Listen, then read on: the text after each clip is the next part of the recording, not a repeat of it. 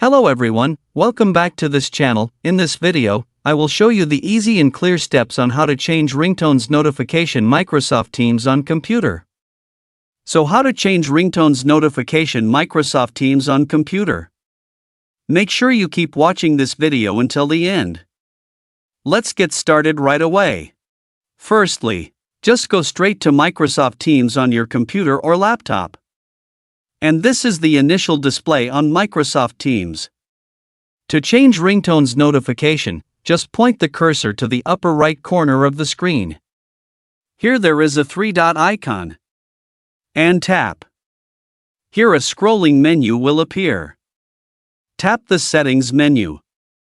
Now here you are in the Settings menu. Enter the Notification and Activity menu. Now here in the Notification and Activity menu there are several menus. Here in the Sound menu. In the Play on Sound with Notification menu, and tap here. Now a scrolling menu will appear containing ringtones.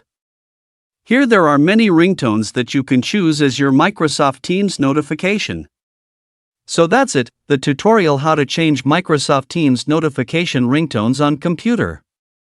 Thank you for watching. I hope this video is useful. See you in the next video.